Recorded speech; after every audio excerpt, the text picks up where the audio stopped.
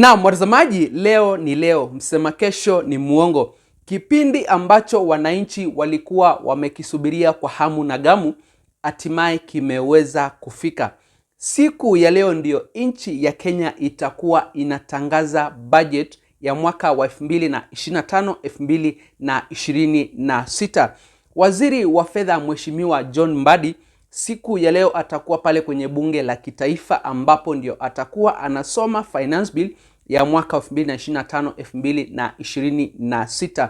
Wananchi wamekuwa wakipata habari na kumekuwa na tetezi ya kwamba hii finance bill ya mwaka wa 2025 huenda ikakuwa mbaya zaidi kuliko finance bill ya mwaka uliopita ya mwaka wa 2024.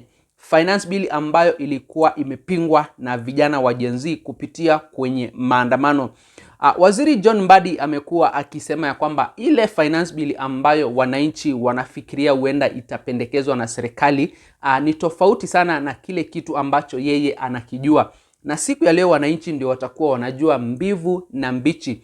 Ni kweli finance bill inakuja kuongeza gharama ya maisha ama inakuja kufanya namna gani? Kabla ziendelee zaidi, watazamaji wangu, nataka niweze kuwapatia fursa msikize baadhi ya maoni ya wananchi kuhusiana na hii finance bill ya mwaka 2025-2026. Na ni jambo gani ambalo watalifanya endapo ni finance bill ambayo itakuja kupandisha gharama ya maisha. Je, watajitosa tena kwenye maandamano kama walivyofanya mwaka uliopita ama mambo yatakuwa namna gani? Hebu sikizeni ujumbe wa watazamaji wangu, alafu nitarejea ili tuendelee. Lakini kwanza ningependa kuomba mtazamaji ujiunge nami kwa kusubscribe na pia uweze kulike, kushare na comment, ndiposa ujumbe ama hizo habari zetu ziweze kuwa recommended kwa watazamaji wengi zaidi. Unga ilikuwa zero rated, mkati ilikuwa zero rated, maziwa ilikuwa zero rated, and now we are looking at all of them being vated, and not the VAT of the normal 16% but rather an increased VAT of 18%.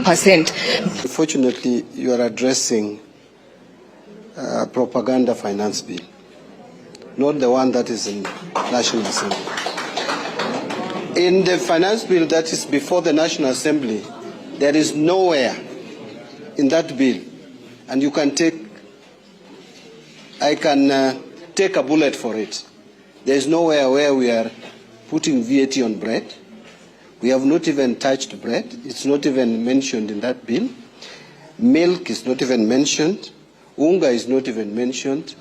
That bill that is being talked about in social media is not my bill.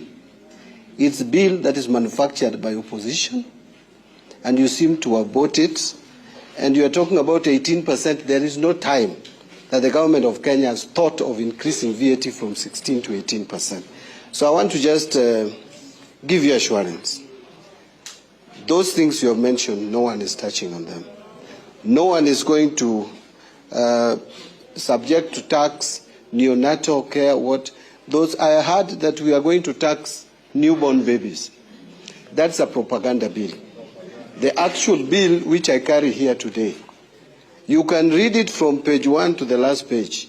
There's nothing like that.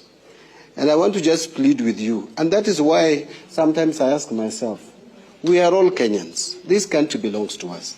Even if we want to make the government look bad, let us have facts. Let us not peddle propaganda just to create distortion.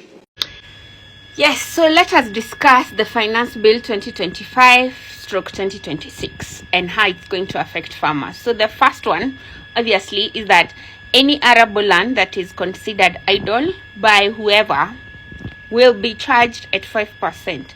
So you know how there are huge tracts of land and we are thinking, the 1% will now be affected. Those guys have made sure that they've registered their land as non-agricultural land. Some of them is called conservation or what, so they remain untouched. But your land, yours, the one you inherited, but you moved to the urban areas and you figured farming is not profitable, so it's lying there idle, you're gonna be paying 5%. Also, whatever you harvest, you're going to be paying 10%. So foodstuffs were not taxed. Like for us, mushrooms, we were not paying taxes. Mama mboga, nyanya, kitungu, all that was not being taxed. But now we're going to be paying 10% tax. And I don't have a problem with this. A business is a business. We need to start taking agriculture seriously as a business, and I'm all for that, for growing of this economy.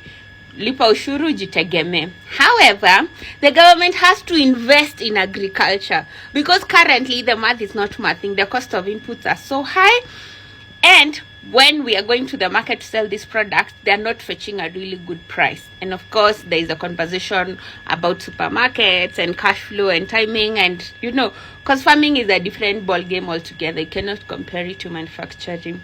However, according to the SDGs, we're supposed to, each government is supposed to invest at least 10% towards agriculture for it to be able to reap those profits. Currently in Kenya, only 3% does the government invest in, yet it wants to take on so much. Another point, Kenya's GDP, unasikia hiyo 4 trillion that is in the current budget. It was 4.6, it was lowered to 4.2. Yani, like, are you guys serious? Anyway, so at 4.2 trillion, the highest it's ever been. Sorry, I don't know where my voice went, but as I'm trying to explain, I got a call and my voice got lost. But the finance bill is no joke. The government is only reinvesting 3%, yet it is expecting to get more than 40% in agriculture and related sectors to fund its 4.2 trillion budget. Like, everyone knows, unless you're mad, that you need money to make money. Like, you need to reinvest all your profits, all your, not all, but you need to reinvest so that you have a future tomorrow, so that you have a country tomorrow. And most countries, what they do, they actually subsidize a lot of agriculture, because they know, especially after we went through COVID, we have realized that you cannot live without food. You can't live without farmers. You can live without all other sectors. Sorry, what were education, but you can't live without the food producers. So they are doing noble work. They should be recognized, not punished, not, being overtaxed. And the way this government promised so much jobs, and that's how they get into power every time, and you pass into, at least they're going to get us jobs. Well, we were just reading this bill with my friends and we realized. Na mtazamaji, sasa hivi wananchi wako tayari kurudi tena kwenye maandamano kupinga mswada wa fedha wa mwaka wa 2025-2026. Endapo hii finance bill itakuja kupandisha gharama ya maisha, endapo hii finance bill italeta new taxes, endapo hii finance bill itakuja kuleta ushuru kwa bidhaa za kawaida, bidhaa kama mkate, sukari, majani, unga, hicho ndio kitu ambacho wananchi sasa hivi hawawezi wakakubali, kwa sababu tayari gharama ya maisha iko juu. Sasa itakuwa vipi endapo itapandishwa tena na hii finance bill ya mwaka 2025? Na ili kuepuka haya mambo yote, watazamaji wangu, ni lazima serikali ikuwe makini kuhakikisha kwamba inafanya jambo ambalo litawazuia wananchi wasiingie tena kwenye maandamano na kupinga huu mswada wa mwaka 2025-2026.